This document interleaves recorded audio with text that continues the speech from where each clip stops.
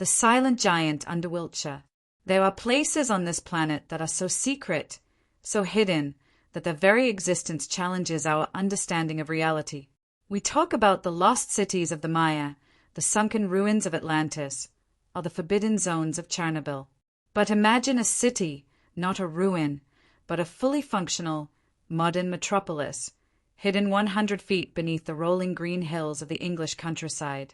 A city with its own railway station, its own telephone exchange, a hospital, laundries, and even a pub. A city that remained a state secret for over 50 years. Welcome to Wiltshire, England. Specifically, the quiet town of Corsham. To the tourists above, this is a land of stone circles and quiet villages. But beneath their feet lies a dark, cold, and massive Raz, the Burlington bunker. This was not just a shelter, it was the British government's secret subterranean headquarters. It was built to house 4,000 members of the elite, the Prime Minister, the Cabinet, high-ranking generals, and the nation's top scientists. While the rest of the United Kingdom burned in the fires of a nuclear holocaust, these 4,000 people were meant to survive here, in a world carved from solid stone. The scale of Burlington is staggering. It spans over 35 acres. It contains over 60 miles of tunnel and roads. It has enough food and water to sustain a small army for months. But the most terrifying question isn't how it was built, but why. What did the government know that we didn't? And how did they keep thousands of workers silent for 5 decades while they spent billions of pounds building this palace of the apocalypse? Today, on Britain's forgotten streets, we are doing the impossible. We are opening the massive, rusted blast doors of Site 3. We are stepping into the darkness where the sun never shines. We are investigating the secret city of Burlington. This is the complete, hour-by-hour investigation into the life our leaders planned for themselves after the end of the world. The genesis of apocalypse, 1950s paranoia. Our story begins in the mid-1950s. The world was caught in the grip of the Cold War. The United States and the Soviet Union were testing hydrogen bombs that were hundreds of times more powerful than the ones dropped on Hiroshima. In 1955, the British government received a document that changed everything. It was called the Strath Report. This report was so dark that it was kept hidden from the public for decades. It estimated that if only 10 Soviet nuclear bombs hit London, the nation would effectively cease to function. Millions would die instantly, and the government would be decapitated, wiped out in less than 60 seconds. Winston Churchill and later Anthony Eden realized that they needed a backup plan. They needed a continuity of government facility. It had to be far enough from London to survive a direct hit, but close enough to be reached by a high-speed train. They found their answer in the abandoned Bathstone quarries of Corsham. These tunnels had been used during World War II as an underground aircraft factory, but now they were to be transformed into the ultimate life insurance policy for the British state. The construction of Burlington was a masterpiece of deception. This was one of the largest engineering projects in human history, yet it was hidden in plain sight. Thousands of workers were recruited, but they were bound by the Official Secrets Act. They were told that if they spoke a single word to their wives, their parents, or their friends about what they were digging, they would face life in prison. Night and day, they moved millions of tons of stone and earth. Where did the dirt go? They dumped it back into old, abandoned parts of the quarry, keeping the surface looking perfectly normal. Billions of pounds, money that was desperately needed to rebuild post-war Britain, were diverted into this hole in the ground. They started by installing massive blast doors. These weren't ordinary doors. They were hydraulic steel monoliths, designed to withstand the overpressure of a multi-megaton nuclear blast. They dug artesian wells, hundreds of feet deep, to tap into a private water supply that was safe from radioactive fallout. They built a massive power plant with giant diesel generators that could light up the entire 35-acre complex for months. But the greatest challenge wasn't the stone, it was the air. If the world above was poisoned by radiation and chemical weapons, how would 4,000 people breathe? The engineers installed a massive air scrubbing system. These giant fans and filters would pull in the outside air, strip it of toxins, and pump fresh oxygen into the tunnels. The air pressure inside was kept slightly higher than the air outside, so that if there was a leak, the clean air would push out, preventing the poison from getting in. This was a man-made bubble of life in a world of death. Mapping the ghost city. Now, imagine you are one of the chosen 4,000. You have been evacuated from London as the sirens begin to wail. You enter through a secret entrance disguised as a humble farmhouse or military shed. You descend into the depths. What do you see? You don't see a cave. You see a city. Burlington was divided into specialized sectors. Let's explore them one by one. First, we arrive at the underground railway station. This is one of the most incredible features of the bunker. It was connected to the main London to Bristol line. The plan was for a ghost train to carry the royal family and the cabinet directly into the heart of the mountain. Today, the platform still exists. The tracks are rusted, and the silence is heavy, but you can still imagine the screech of the brakes as the elite of Britain arrived to claim their safety. Next, we move into Sector A, the brain of Britain. This was the administrative heart. It contained the war room, where the Prime Minister would sit at a large oak desk, surrounded by maps of a destroyed world. There was a BBC studio here, fully equipped and soundproofed. Why a BBC studio? Because the government believed that even after a nuclear war, it was vital to maintain public order. The Prime Minister would broadcast messages of hope to a nation that was likely already dead. Imagine the chilling scene. A man sitting in a stone room, talking into a microphone, while above him, the cities of England are nothing but radioactive ash. Then we enter Sector B, the communication hub. This was home to the largest manual telephone exchange in the world at the time. There were rows upon rows of switchboards. In the 1950s, everything was done by hand. Thousands of miles of copper wire were routed through this room. This was the only way the government could stay in touch with military bases in Scotland, submarines in the Atlantic, and the remnants of the NATO command. Today, the rotary phones still sit on the desks. They are covered in a thick layer of dust, but they look like they are waiting for a call that will never come. Perhaps the most human part of Burlington is Sector C, the domestic quarters. This is where the 4,000 residents would live. It wasn't luxury. It was a grid of narrow corridors lined with dormitories. Each dormitory was filled with triple-tier bunk beds. There was no privacy.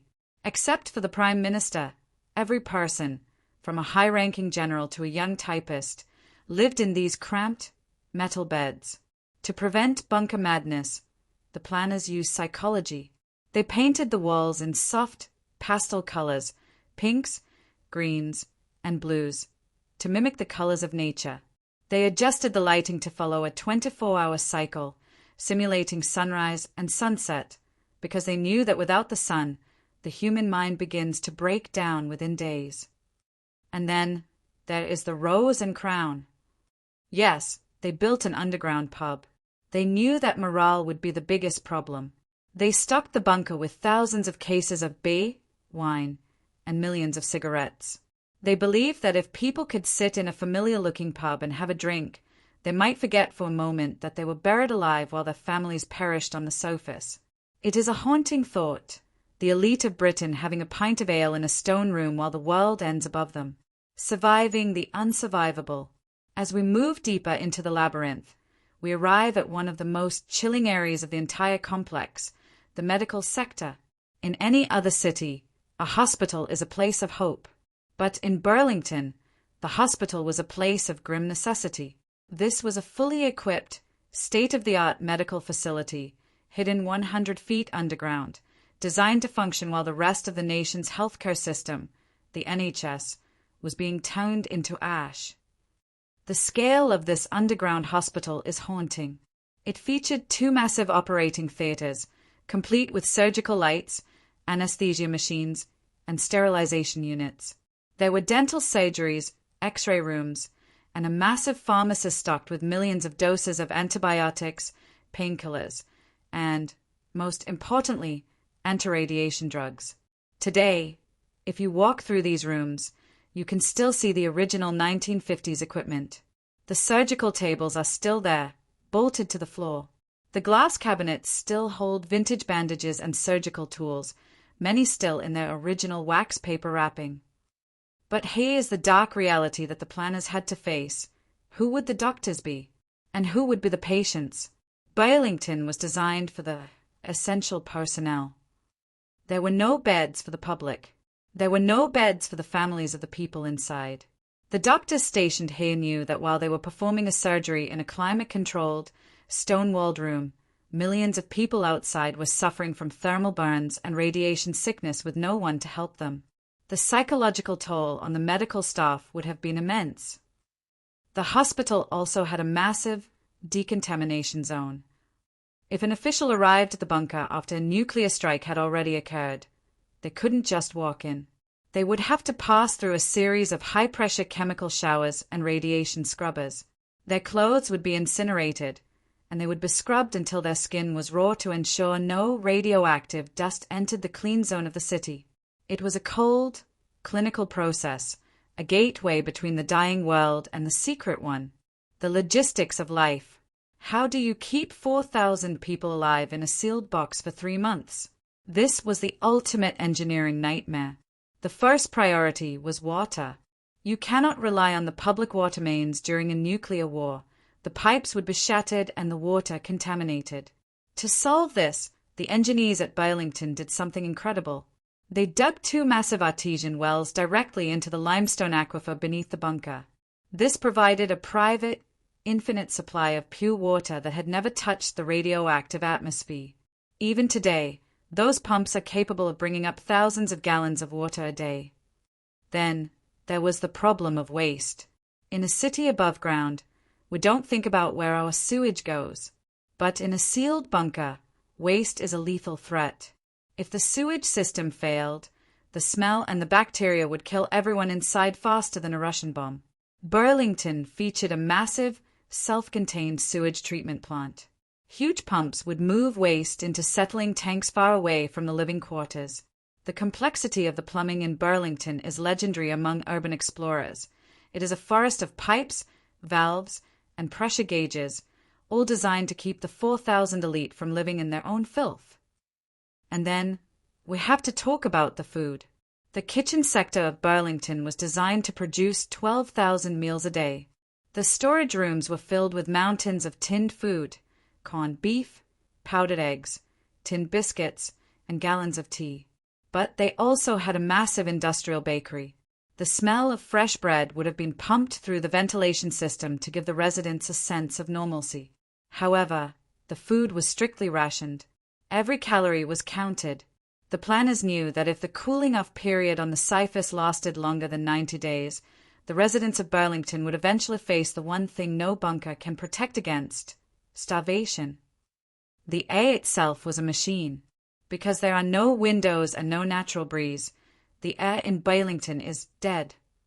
To fix this, the ventilation system didn't just filter the air, it conditioned it. It was kept at a constant 18 degrees Celsius with 50% humidity. If you stand in the tunnels today, you can still hear the faint hum of the fans. It is the heartbeat of the bunker. Without that hum, Burlington becomes a tomb in less than an hour. The Rose and Crown. Why would the government build a pub inside a nuclear bunker? The answer is bunker madness. 4,000 people trapped in a stone cage, knowing their families were dying above, would eventually snap. The Rose and Crown was a psychological anchor, a fake piece of the world they'd lost. It was stocked with millions of cigarettes and crates of ale to keep the elite calm. But it had a dark side. The bunker police monitored every conversation over a pint. In Burlington, even your relaxing drink was a state-controlled activity. The royal protocol. Where would the Queen go?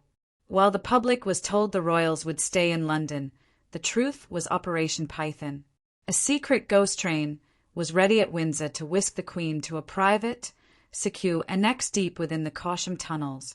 Without her, any law passed by the bunker government would be illegal. It's a haunting image, a monarch signing laws in a windowless stone room for a country that was nothing but radioactive ash. And the plan was brutal. Only the direct line was saved.